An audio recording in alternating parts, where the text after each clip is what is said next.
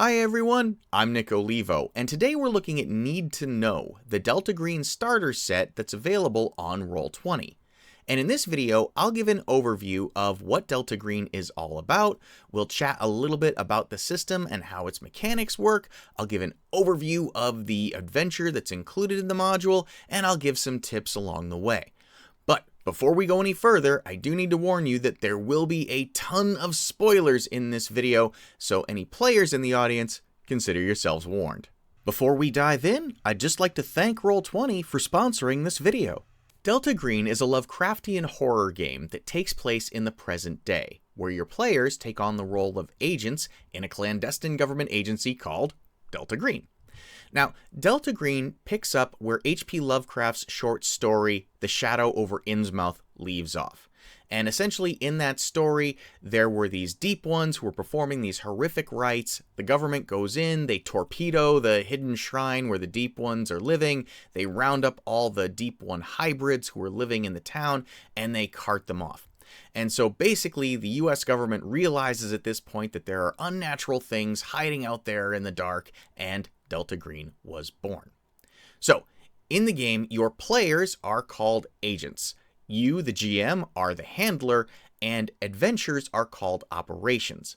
And a lot of people think that the operations feel sort of like X-Files episodes, but the creators of this system took a lot of inspiration from horror films like The Exorcist, The Shining, and The Thing. So if playing in a universe like that sounds like fun, you should definitely check this out. Alright, so let's start out by getting you acquainted with what's included in the module. And if nothing else, I want you to walk away with the fact that this module is very easy for a new handler to pick up, get a feel for the system, and prep the operation. And it's also really easy for new players to pick up as well. I was very impressed with how well this whole module was put together. So, let's dive in. This first handout gives a bit of background and flavor of the system, and it also gives the handler some good context for each of the pages that are included in the module, which we'll discuss more in a few minutes. The credits page is usually something that people skip over, but just like with a Marvel movie, it's worth taking a look at this because the person who did the Roll20 conversion, Michael E. Brown, provided all the sources that they drew from. So if you want to create your own handouts and materials for subsequent operations, you can do that. And then we have the contents page, which lets you quickly navigate all of the rules, and for the handler, gives you quick access to all of the information about the operation. Here we have the starter rules, which provides the knowledge you need to actually play, and then we get our pre-generated characters. One thing I really like about the pre-gens is each of them have a few paragraphs describing their history and how they came to be involved with Delta Green. And this helps new players get a feel for the vibe of the game and gives some really good insight on how to play these characters. And then from there we have the details of the operation, which we'll talk more about in a bit, and then this handler screen quick reference. And you can imagine this as the information that would be on the backside of your physical Game Master's screen. So if you have a question about making a skill roll, about combat, healing, or going insane, you've got that information readily available to you. So let's talk real quick about the system and its mechanics. Delta Green is a skill-based system rather than a class-based system. So in a class-based system, you are a paladin. And when you earn a particular amount of XP or you reach a particular moment in your campaign story, the paladin advances and gains new paladin-specific powers. In a skill-based system, every character has access to the same set of skills, it's just some characters are more adept with particular skills depending upon their profession and background. So an agent who was recruited from the FBI is going to have a much different skill set than one who used to be an EMT.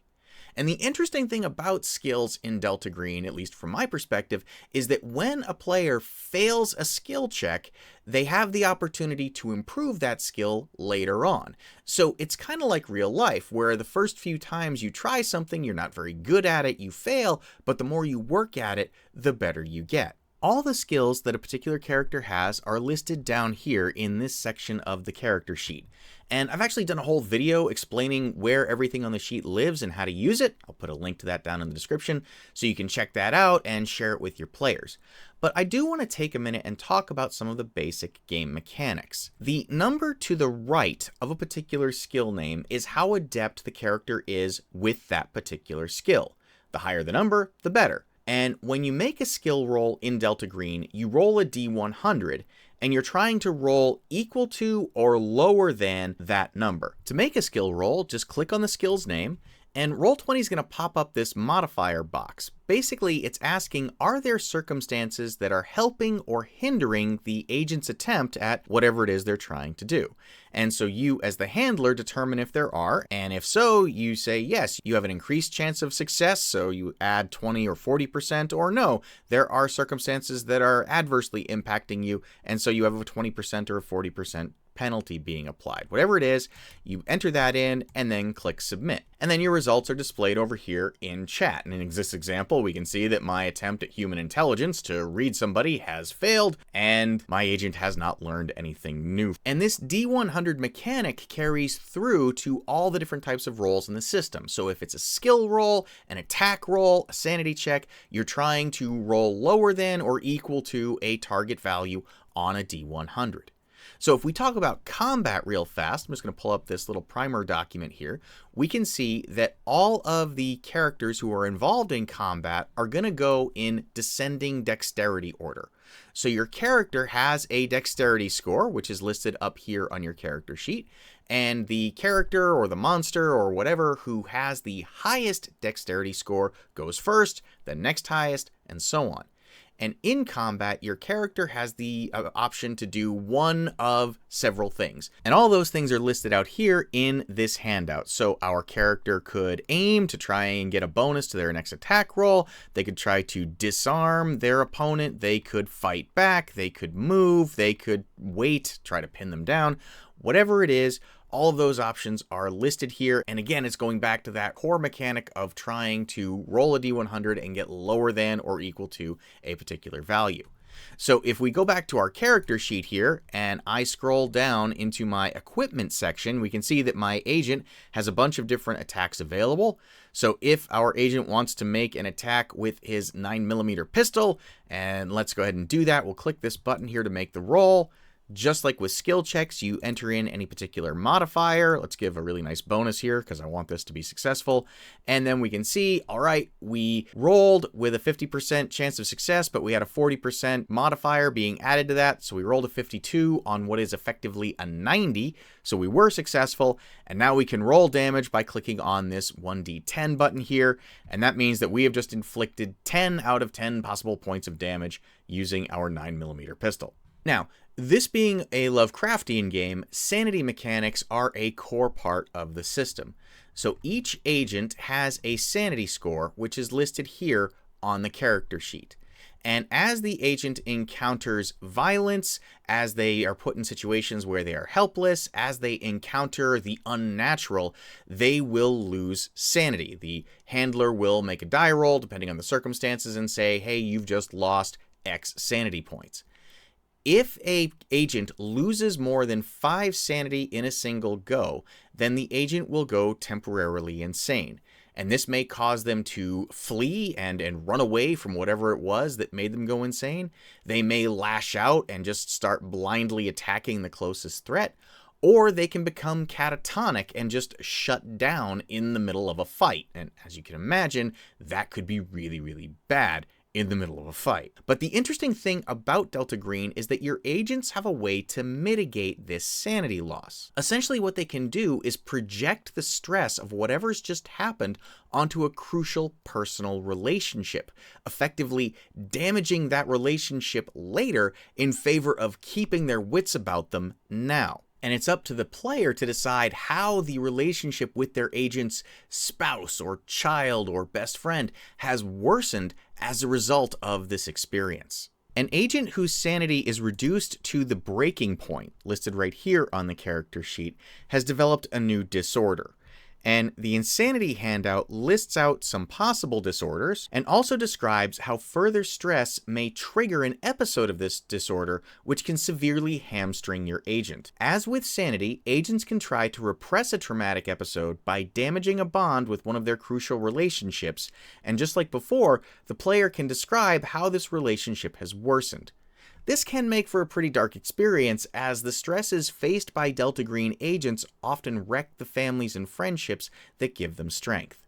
Alright, so from this point on, we're going to be talking about things that are specific to the operation. So any players who have stuck around, consider yourselves doubly warned. So let's start out by looking at the pages included in the module. And this first one, Eyes Only, lists out all the tokens you can use in the game, both PCs and NPCs. And the thing I really like about this is this green sidebar on the left. It describes how to use tokens in Roll20 and also lets the handler know that the Marlene token is a multi-sided token.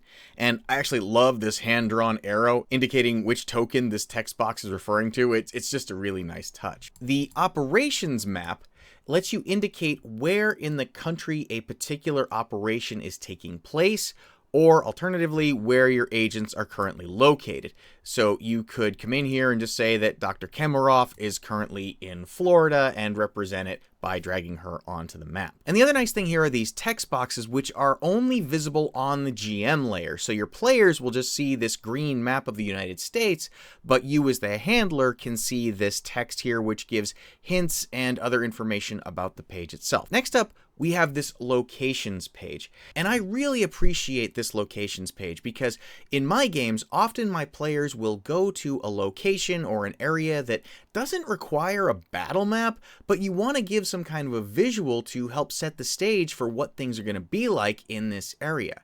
And that's what this locations page does. This whole thing is one giant multi-sided token that allows you to switch what your players are seeing. So when the players go to the post office as part of the initial briefing, you show this. But then when they go to search an apartment building, you show this. And then later on, when they go to the cabin in the woods, you show them this. And this way, it sets the tone for wherever they're going, but doesn't require you to have another full-on map just to sort of set the mood. And then finally, we have two floor plans, which double as battle maps for key locations in the operation. So let's run through the operation itself now. The operation is called Last Things Last, codename Operation Gold Watch. In a nutshell, a former Delta Green agent named Clyde Bowman has died of a heart attack, and the agents are being dispatched to his apartment to remove any evidence of Delta Green's activities, and they only have 48 hours to do so, as that's when Bowman's next of kin are expected to arrive. Handlers can give this summary report to their players, and I really love these handouts because just the feel of this, the font, the way this is laid out, the scotch tape with the key, this just really helps set the vibe for the type of game that this is. You know, this is a classified government operation. And then additionally, you can also share this directives handout with your players, and I really like this because it summarizes everything they are and aren't supposed to do. So again, this kind of gives the clandestine organization type vibe to it, but also it helps keep the players focused on their objectives so they don't get sidetracked or lose sight of what they're supposed to be doing throughout the course of the operation. So the first place your agents are going to search is Bowman's apartment, and you've got a handout here that describes what the apartment is like. You've also got the map that gives the basic layout and floor plan of the apartment. And then you also have this sidebar, which again is only visible to the GM, that talks about how to use tokens, but also what key discoveries are available in the apartment. And I realize that my head is currently over those discoveries, so let me move over. Okay, so if you look here, you can see some of the key items that your players are going to find in the apartment and to keep tabs on that. Now, I'm going to move back over to the left. Okay, so while the players are in Bowman's apartment, they have the option for a really fun roleplay encounter with Mrs. Janowitz.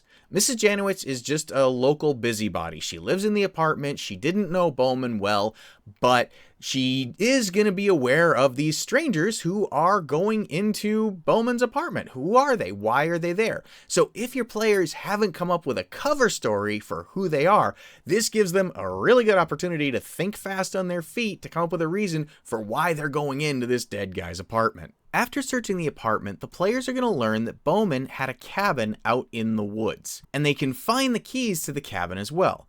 So they're going to travel to this cabin, and this is where things get weird. So your players are going to find this letter in a footlocker, and the letter is asking you to take 20 gallons of gas, pour it into the septic tank, and light it on fire. Don't look inside, and hide whatever remains are left from Bowman's children. So it turns out that Bowman's wife, Marlene, died 20 years ago from cancer, and Bowman, grief-stricken, tried to bring her back to life using incantations he'd learned while he was with Delta Green. This failed, and instead of returning her to life, Bowman accidentally summoned this extra-dimensional being that he refers to as the Other. And the Other is an entity that can possess the corpses of creatures that had an intelligence score of 1 or higher. So essentially, Bowman created an undying monster that speaks with his wife's voice, and he couldn't bring himself to destroy it. So this is where the agents come in. They need to clean that up.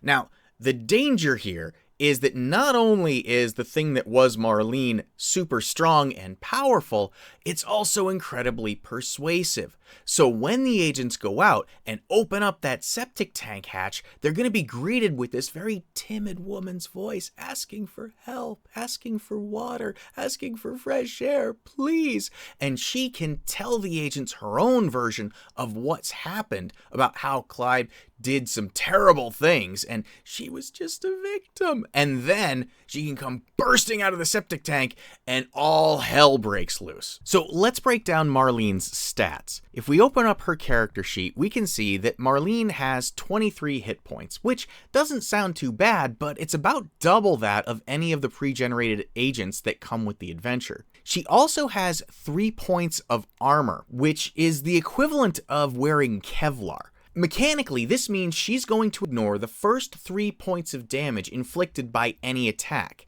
And additionally, she's going to regenerate 1 hit point at the start of each round unless her body is fully destroyed.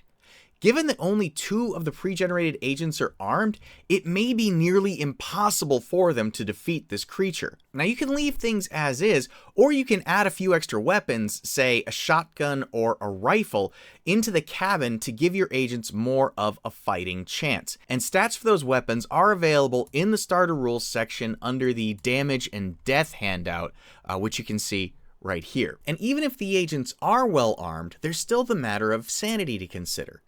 Seeing the thing that was Marlene deals different amounts of sanity damage depending on whether or not the agent believes the story that she tells them. If they think that she's an innocent victim in a ritual that went horribly wrong, they risk losing 1d10 points of sanity. But if they're suspicious and they think there's more to the story than she's telling them, then they risk losing 1d6. But that's still enough to possibly drive one or more of them temporarily insane. Now, Marlene isn't looking to kill all of the agents. What she wants to do is get out of the septic tank and then away. So she's going to jump out, take out maybe 1 or 2 of the agents, and then go tearing off into the woods. So if she's able to get away and then take over the body of a fox or a deer or heck, even a squirrel, then the agents may completely lose her. And if they do lose her, well, now they need to report back to their superiors that, hey, there's a monster on the loose. And this could be the start of a fun campaign. Now, this operation reminds me a lot of a movie called The Fallen with Denzel Washington and John Goodman. It's about this body-hopping demon that is eluding these 2 detectives as they try to zero in on who is committing all of these murders. And that movie could make for some good inspiration if you do choose to make this as the start of an ongoing campaign. But if the agents are able to contain that which was Marlene with the gasoline in the septic tank, or by just sheer blinding violence, then they can report back to their superiors that everything's under control, situation normal. There's also a footlocker in the cabin that contains some other items that are related to Bowman's time in Delta Green, and you can use these as seeds for future operations if Marlene is contained. And that's another nice touch, as it gives you as the handler some freedom in directing where the story can go next. If you've watched my channel for any length of time, you know that I'm big on writing macros. And one thing that I found that was missing on the Delta Green character sheet is a way to quickly add an agent to the turn order when you're in combat. So basically there's no initiative button here. So what I've done is I've created my own initiative macro, and basically all you do is click on your character's token, click on this button, and then it rolls initiative, displays it over here in chat, and then also places it here in the turn order window. So if we look at the code for this macro, I'm just going to hold down shift and click on the button. We can see that all we're doing here is reading the dexterity score from the selected token and adding that to the tracker. I'm going to put the text of this macro down in the video description so that you can grab this and use it in your own games if you want to. Now, at the time of this recording, there isn't a Delta Green compendium available in Roll20, but if you own the PDF of the Agent's Handbook or the Handler's Guide, you can upload those PDFs into Roll20 so that your players can view them and use the information contained within. Basically, all you need to do is go over to the button in the journal here and say Add PDF. That's going to pop up this dialog asking if you've already uploaded the PDF and you just want to use it from, say, a different game, or if it's fresh. If it's fresh, say Upload PDF Now. You can give it a descriptive name and then drop your file right here. And then ultimately what will happen is you will have the, like in my case here, the Agent's Handbook. And so now I can scroll through and I can view any one of the pages in here, and we can make this a little bit bigger so that it's easier to read. And now my players can use all of the information inside this handbook. And there you have it, an overview of Need to Know, the Delta Green starter set on Roll20. All in all, this is a really tight little module that makes it very easy for new handlers to pick up the system and get up and running. I really like all of the helper text that's present in the sidebars of each of the pages. I really like the way that the pre-generated characters were set up, and I just love the aesthetics of the handouts that are in this module. Plus, the operation itself has a real creepy vibe to it, and I really enjoyed that as well. So, if you found this video helpful, please give it a like and consider subscribing. And until next time, folks, have a great day.